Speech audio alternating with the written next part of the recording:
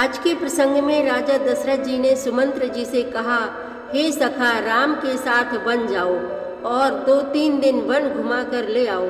यदि राम लक्ष्मण वापस ना आए तो तुम राम से विनती करके सीता जी को वापस ले आना और कहना, जनक दुलारी को अयोध्या में अच्छा लगे तो अयोध्या में रहें और यदि मिथिला में अच्छा लगे तो मिथिला में रहें। यदि तुमने ऐसा ना किया तो मेरे प्राण नहीं बचेंगे। ऐसा कहकर राजा धड़ाम से धरती पर गिर पड़े और मूर्छित हो गए। तब सुमंत्र जी वहाँ गए जहाँ राम लोगों के बीच में खड़े हैं। सुमंत्र जी राम से कहते हैं, आप सीता और लक्ष्मण रथ में बैठ जाएं। ऐसा महाराज दशरथ ने कहा है, मैं आपको वन ले जाऊंगा।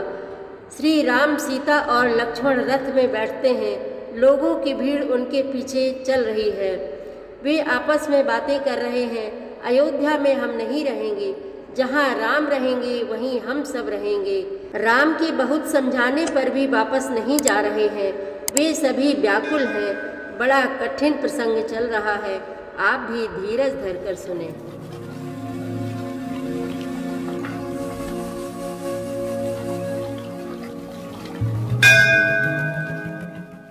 श्री रामचरितमानस पाठ को सुनने वाले सभी श्रोताओं का स्वागत है। राम राम जी। पाठ प्रारंभ करने के पहले बोलिए, सियावर रामचंद्र की जय, पवन सुत हनुमान की जय, श्री तुलसीदास जी महाराज की जय। सुठी सुकुमार कुमार दो, जनक सुता सुकुमारी, रथ चढ़ाई देखराई बनू, फिरे हो गए दिन चारी। अत्यंत सुकुमार दोनों कुमारों को और सुकुमारी जानकी को रथ में चढ़ाकर वन दिखलाकर 4 दिन के बाद लौट आना। जो नहीं फिरहि धीर दो भाई, सत्य संध दृढ़ व्रत रघुराई, तो तुम विनय करहु कर जोरी, फेरिए प्रभु मिथिलेश किशोरी। यदि धैर्यवान दोनों भाई ना लौटे, क्योंकि श्री रघुनाथ जी प्रण के सच्चे और दृढ़ता से नियम का पालन करने वाले हैं, तो तुम हाथ जोड़कर विनती करना कि हे प्रभु, जनक कुमारी सीता जी को तो लौटा दीजिए। जब सिए कानन देख डेराई, कहे हो मोर सिख अवसर पाई, सासु ससुर अस कहे संदेशु, पुत्री फिरिए बन बहुत कलेशु। जब सीता बन को देखकर डरे, तब मौका पाकर मेरी यह सीख उनसे कहना कि तुम्हारे सास और ससुर ने ऐसा संदेश कहा है कि हे पुत्री, तुम लौट चलो, वन में बहुत क्लेश है। पितुग्रह कबहु ससुरारी, रहेहु जहाँ रुचि होई तुम्हारी, यही विधि करेहु उपाय कदम्बा, फिरैत होई प्राण अविलंबा। कभी पिता के घर, कभी ससुराल, जहाँ तुम्हारी इच्छा हो वहीं रहना। इस प्रकार तुम बहुत से उपाय करना। यदि सीता जी लौट आई तो मेरे प्राणों को सहारा हो जाएगा। नाहि तमोर मरनु परिणामा, कछु न बसाई भय विधि बामा, अस कही मुरुचि परा महिराऊ, राम लखन सिया आनि दिखाऊ। नहीं तो अंत में मेरा मरण ही होगा।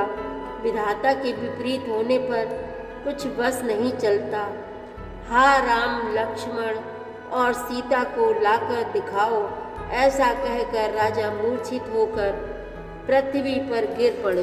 पाई रजाया सुनाई सिरु, रथु अति बेग बनाई, गयो जहाँ बाहिर नगर, सिए सहित 2 भाई। सुमंत्र जी राजा की आज्ञा पाकर सिर नवाकर और बहुत जल्दी रथ जुड़वाकर वहाँ गए जहाँ नगर के बाहर सीता जी सहित दोनों भाई थे।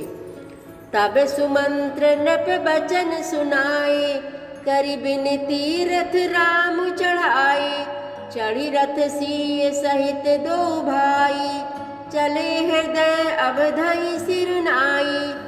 तब वहां पहुंचकर सुमंत्र ने राजा के वचन श्री रामचंद्र जी को सुनाए और विनती करके उनको रथ पर चढ़ाया। सीता जी सहित दोनों भाई रथ पर चढ़कर हृदय में अयोध्या को सिर नवाकर चले। चलत राम लखी अवध अनाथा, बिकल लोग सब लागे साथा। कृपा सिंधु बहु विधि समझावही, फिरहि प्रेम बस पुनि फिर आवही। श्री रामचंद्र जी को जाते हुए और अयोध्या को अनाथ होते हुए देखकर सब लोग व्याकुल होकर उनके साथ हो लिए। कृपा के समुद्र श्री राम जी उन्हें बहुत तरह से समझाते हैं तो वे अयोध्या की ओर लौट जाते हैं, परंतु प्रेम बस फिर लौट आते हैं। लागति अवध भयावनि भारी, मानहु काल रात अंधियारी। घोर जंतु समपुर नर नारी, डर पहिए कहीं एक निहारी। अयोध्यापुरी बड़ी डरावनी लग रही है, मानो अंधकारमयी काल रात्रि ही हो। नगर के नर नारी भयानक जंतुओं के समान एक दूसरे को देखकर डर रहे हैं।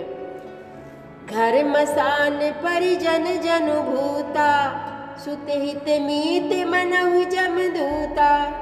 बागन बिटप बेली कुमिलाही, सरित सरोवर देखी न जाही। घर स्मशान कुटुंबी भूत प्रेत और पुत्र, हितैषी और मित्र मानो यमराज के दूत हैं। बगीचों में वृक्ष और बेलें कुम्हला रही हैं। नदी और तालाब ऐसे भयानक लगते हैं कि उनकी ओर देखा भी नहीं जाता। हाय गया कोटिन केलि मृग, पुर पशु चातक मोर। पिक रथांग सुख सारिका, सारस हंस चकोर। करोड़ों घोड़े हाथी, खेलने के लिए पाले हुए हिरन, नगर के गाय बैल बकरी आदि, पशु पपीहे मोर कोयल चकवे, तोते मैना सारस हंस और चकोर। राम वियोग बिकल सब ठाड़े, जहाँ तहाँ मनहु चित्र लिखी काढ़े। नगर सफल बनु गहबर भारी, खग मृग विपुल सकल नर नारी। सफल बनु गहबर भारी, खग मृग विपुल सकल नर नारी। श्री राम जी के वियोग में सभी व्याकुल हुए, जहाँ तहाँ ऐसे चुपचाप स्थिर होकर खड़े हैं मानो तस्वीरों में लिखकर बनाए हुए हैं। नगर मानो फलों से परिपूर्ण बड़ा भारी सघन वन था। नगरवासी सब स्त्री पुरुष बहुत से पशु पक्षी थे, अर्थात अवधपुरी अर्थ धर्म काम मोक्ष चारों फलों को देने वाली नगरी थी और सब स्त्री पुरुष सुख से उन फलों को प्राप्त करते थे। विधि कह के किरातिन कीन्ही, जेहि दब दुसह दसहु दिस दीन्ही। सही न सके रघुबर बिरहागी, चले लोग सब व्याकुल भागी। विधाता ने कैकेयी को भीलिनी बनाया, जिसने 10 दिशाओं में दुसह दावाग्नि भयानक आग लगा दी। श्री रामचंद्र जी के विरह की इस अग्नि को लोग सह ना सके, सब लोग व्याकुल होकर भाग चले। सब ही विचार कीन मन माही, राम लखन सिय बिनु सुख नाही। जहाँ राम तहाँ सबुई समाजू, बिनु रघुबीर अवध नहीं काजू। सबने मन में विचार कर लिया कि श्री राम जी, लक्ष्मण जी और सीता जी के बिना सुख नहीं है। जहाँ श्री राम जी रहेंगे वहीं सारा समाज रहेगा। श्री रामचंद्र जी के बिना अयोध्या में हम लोगों का कुछ काम नहीं है। चले साथ अस मंत्र दृढ़ाई, सुर दुर्लभ सुख सदन बिहाई। राम चरण पंकज प्रिय जिनाही, विषय भोग बस करही कितनहि। ऐसा विचार दृढ़ करके देवताओं को भी दुर्लभ सुखों से पूर्ण घरों को छोड़कर सब श्री रामचंद्र जी के साथ चल पड़े। जिनको श्री राम जी के चरण कमल प्यारे हैं उन्हें क्या कभी विषय भोग बस में कर सकते हैं। बालक वृद्ध बिहाई ग्रह लगे लोग सब साथ, तमसा तीर निवास किया प्रथम दिवस रघुनाथ। सियावर रामचंद्र की जय, पवन सुत हनुमान की जय, श्री तुलसीदास जी महाराज की जय। प्रतिदिन श्री रामचरितमानस पाठ में शामिल होने के लिए हमारे चैनल अपनी विरासत को सब्सक्राइब कर लीजिए और घंटी का बटन भी दबा दीजिए, जिससे रोज़ सुबह 7 बजे आपके मोबाइल में 3 दोहे रामायण पाठ के आ जाएंगे। वीडियो को ज़्यादा से ज़्यादा शेयर करके इस नए काम में भागीदार बनिए। धन्यवाद।